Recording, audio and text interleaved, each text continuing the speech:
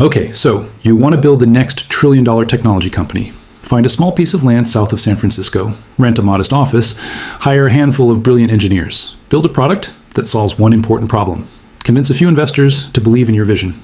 Then watch your company grow into one of the most valuable businesses on Earth. From the outside, that's exactly what Silicon Valley looks like. A place where ordinary garages become billion-dollar headquarters, where college students become CEOs, where tiny startups become global empires, and where fortunes are created faster than almost anywhere else on the planet. Every year, thousands of ambitious entrepreneurs arrive with one dream: to build the next Apple, the next Google, the next Nvidia, the next Meta, or perhaps the next company that nobody has even imagined yet. At first glance, it almost feels like Silicon Valley has discovered a formula for manufacturing billion-dollar businesses. New startups appear every week. Investors write checks worth millions of dollars. Artificial intelligence companies raise funding at record speed, and technology valuations continue reaching extraordinary heights. Some of the largest companies in human history all trace their origins back to the same relatively small region in Northern California. Apple, .Google, .Intel, .Cisco, .Netflix, Meta, Adobe, .Oracle, .Nvidia, .PayPal, LinkedIn, .Airbnb, Uber, .OpenAI as the largest strategic partners, and hundreds of other companies that quietly shape the digital economy every single day. Collectively, companies born inside Silicon Valley are worth well over $20 trillion. If Silicon Valley were its own country, its technology companies would represent one of the largest economic powers on Earth. The world's biggest investment funds compete to finance businesses there. The world's smartest engineers compete to work there. The world's largest technology conferences happen there. Even governments carefully study what happens inside Silicon Valley because innovations created there often influence the entire global economy. Naturally, a simple question begins to emerge. Why there? Why did one relatively small region become the center of global technology while thousands of other cities never came close? Was it luck? Was it geography? Was it government support? Or did Silicon Valley quietly build an economic machine, unlike anything the world had ever seen? Because here's something that surprises almost everyone. Silicon Valley isn't rich because it has the most technology companies. Technology companies exist all over the world. Brilliant programmers live in Europe. Exceptional engineers work across Asia. Innovative founders launch startups in Africa, South America, and the Middle East. Talent isn't exclusive to California. Ideas certainly aren't. So why do so many of the world's largest technology businesses continue emerging from the exact same place? The answer begins long before Apple sold its first computer. Long before Google indexed its first website, long before Facebook connected billions of people, and even before the internet existed.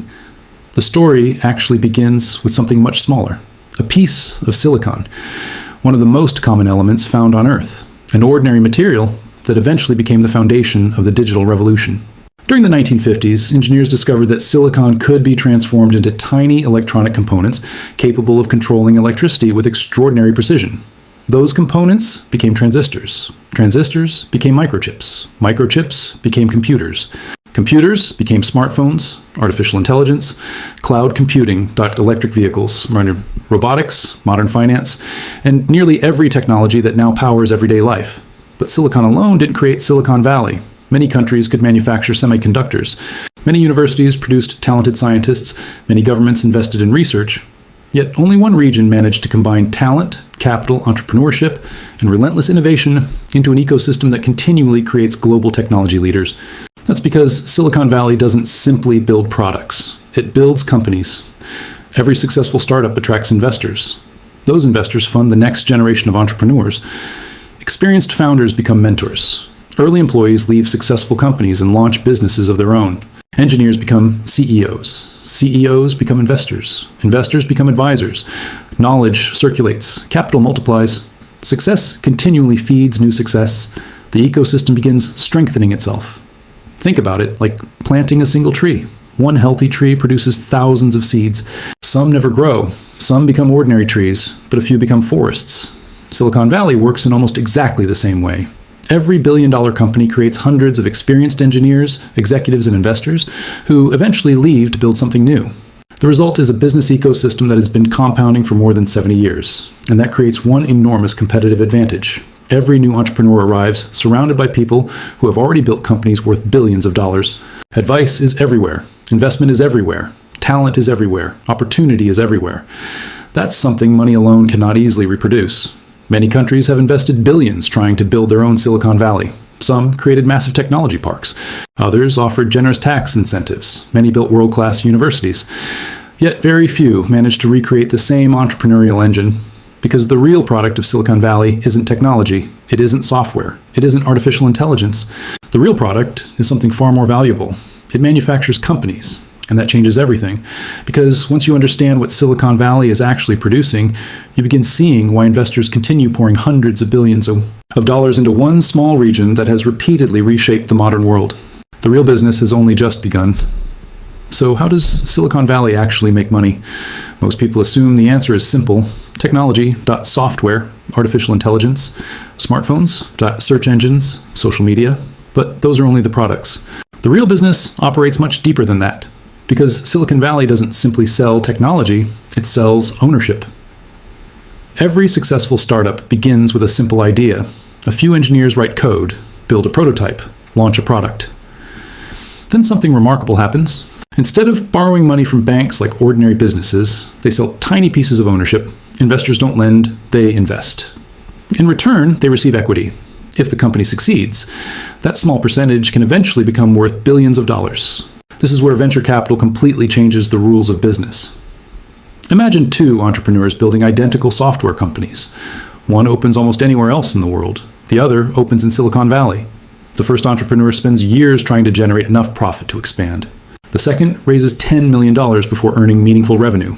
Why? Because investors aren't buying today's business. They're buying tomorrow's possibility. That's why some startups lose money for years, while their valuations continue rising. Growth becomes more important than immediate profit. If a company can dominate an entire market, future profits could become enormous. The single idea created one of the most powerful investment ecosystems ever built. Venture capital firms constantly search for companies capable of becoming the next trillion-dollar business. Most investments fail, some return only modest profits, but one extraordinary success can repay an entire investment fund many times over. That's exactly what happened with companies like Google, Facebook, Uber, Airbnb, Nvidia, and countless others. One winning investment often covers dozens of unsuccessful ones. Silicon Valley accepts failure because, statistically, innovation rewards the few companies that achieve massive scale. This creates a cycle unlike almost any other industry. Successful founders become wealthy. Right. Many retire, but instead of leaving the technology world, they become angel investors. Now they're financing the next generation of entrepreneurs. Former Google employees fund new startups. Former PayPal executives launch entirely new companies. Former Apple engineers build artificial intelligence businesses. Knowledge never leaves the ecosystem. It simply changes owners. Capital behaves the same way. Money earned from one successful company immediately begins financing another. every acquisition creates new millionaires. Every IPO creates new investors. Every successful exit strengthens the entire ecosystem. Then comes one of Silicon Valley's greatest advantages: universities. Stanford University, the University of California, Berkeley, and dozens of nearby research institutions continuously produce highly skilled graduates. Many don't search for ordinary jobs. They launch companies, professors become founders, students become CEOs, research papers become billion-dollar businesses. Entire industries begin inside university laboratories before eventually reaching customers across the world. But education alone isn't enough. Talent needs capital. Capital needs opportunity. Opportunity needs customers. Silicon Valley somehow concentrated all three into one location, then added something even more valuable: competition. Thousands of startups compete every single day. Some disappear within months. Others survive long enough to attract funding. A handful become global leaders. That intense competition forces companies to innovate faster than almost anywhere else. Standing still isn't an option. If one company fails to improve, another startup is already building something better. This relentless pressure explains why technology evolves so quickly. Every breakthrough inspires another. Every innovation creates entirely new industries. Cloud computing enabled modern software businesses. Smartphones created the app economy. Artificial intelligence is now creating another technological revolution. Each wave produces new billion-dollar companies, and every wave attracts even more investment. Then comes the public stock market. When companies finally become large enough, they launch an initial public offering, better known as an IPO. Ordinary investors can now buy shares. Early employees finally sell stock accumulated over many years.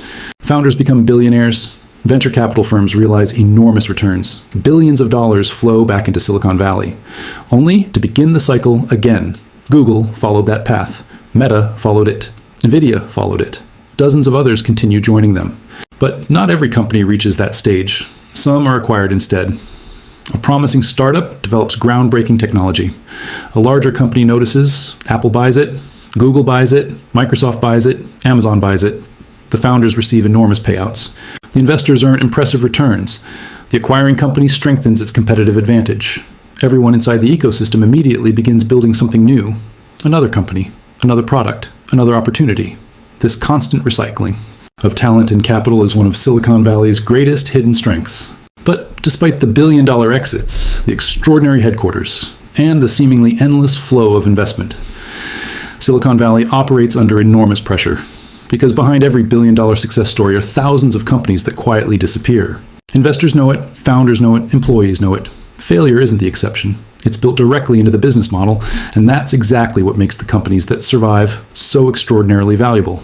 Because surviving Silicon Valley means defeating one of the most competitive business environments ever created. Then comes the question almost nobody asks. If so much money flows through Silicon Valley every year, who actually becomes rich? The answer is far more surprising than most people imagine. So who actually becomes rich inside Silicon Valley? Most people immediately think of the founders: Steve Jobs, Larry Page, Sergey Brin, Mark Zuckerberg, Jensen Huang. And while that's certainly true, they're only the most visible winners. The real wealth spreads much further than most people realize. Early engineers who accepted stock instead of larger salaries have become millionaires. Some became billionaires.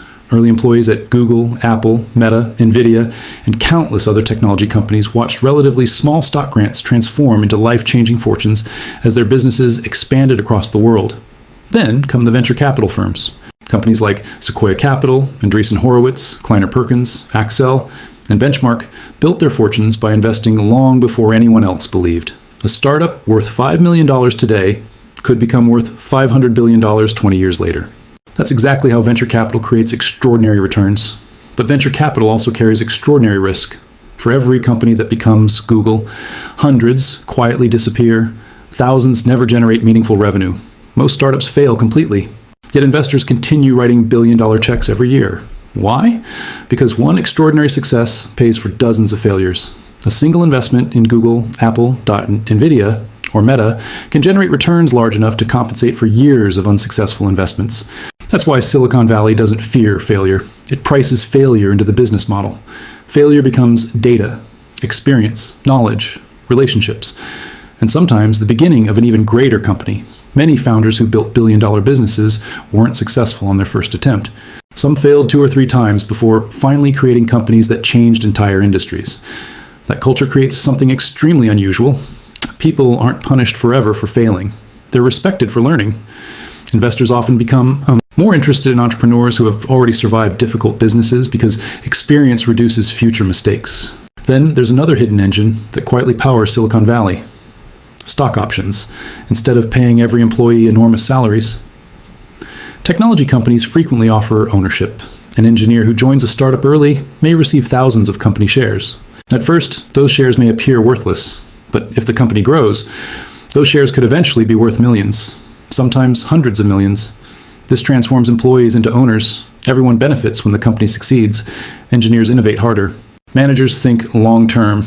Employees stay motivated because they're building their own wealth alongside the company's future. Very few industries operate this way at such a massive scale. Then there's acquisition. Not every startup dreams of becoming the next Apple.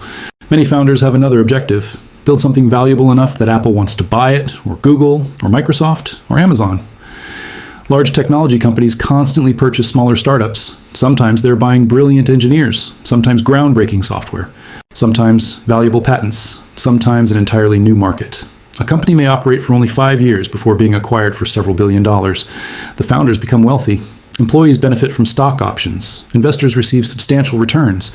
And the cycle begins all over again. But Silicon Valley's influence extends far beyond California. The smartphone in your pocket, the cloud services storing your photos, the artificial intelligence answering your questions, the navigation system inside your car, the payment systems processing online purchases, the streaming platforms delivering entertainment, the cybersecurity protecting global businesses. Much of the modern digital economy was either created, funded, or heavily influenced by companies that emerged from this single region. That's why Silicon Valley isn't simply a location. It's infrastructure for the modern world, but maintaining that position has become increasingly difficult. Housing costs continue rising. Office rents remain among the highest anywhere. Competition for engineers is intense. Artificial intelligence specialists now command salaries reaching hundreds of thousands of dollars every year. Some companies spend more recruiting employees than many businesses spend developing products at the same time. Other technology hubs are rapidly expanding. Austin, Seattle to New York, London, Singapore, Bangalore, Tel Aviv, Shenzhen, Dubai. And many others now compete for entrepreneurs, investors, and global talent. Remote work has made geography less important than ever before. A startup no longer needs to be physically located inside Silicon Valley to reach customers worldwide. Cloud computing allows companies to operate globally from almost anywhere. Artificial intelligence accelerates software development. Video conferencing connects investors with founders across continents. For the first time in decades, Silicon Valley no longer has a complete monopoly on innovation. Yet despite all these changes, it continues attracting extraordinary talent, because its greatest competitive advantage isn't office buildings, it isn't weather, and it isn't tax policy, it's momentum. More than 70 years of accumulated experience. Relationships, capital knowledge, mentorship, engineering talent, research institutions, and entrepreneurial culture. Every generation of successful founders trains the next. Every billion-dollar exit creates thousands of experienced entrepreneurs. Every successful startup inspires another. The ecosystem keeps reinforcing itself, almost like compound interest. Small advantages repeated over decades eventually become almost impossible to replicate. That's exactly what happened here. Silicon Valley didn't become the richest place on earth overnight. It compounded knowledge, capital, innovation, and ambition for more than half a century. Today, its companies influence how billions of people communicate, work, shop, travel, learn, invest, and even how artificial intelligence is shaping the future. So, why did Silicon Valley become the richest place on earth? Not because it had the smartest people. Brilliant minds exist everywhere. Not because it had unlimited money. Capital follows opportunity. And not because it was lucky. Luck may create one successful company. It cannot create thousands. Silicon Valley became extraordinary because it built an ecosystem where talent meets capital. Ideas become companies. Companies create wealth funds. Innovation creates the next generation of global businesses. It transformed entrepreneurship into a self-sustaining economic engine. And that's the real secret behind Silicon Valley. It doesn't manufacture smartphones. It doesn't manufacture software. It doesn't even manufacture artificial intelligence. It manufactures opportunity. Because somewhere inside a small office, a university laboratory, or even a garage, another entrepreneur is already working on an idea that could become the world's next trillion-dollar company. And if history has taught us anything, it's that the next revolution rarely looks extraordinary in the beginning, until one day it changes the entire world.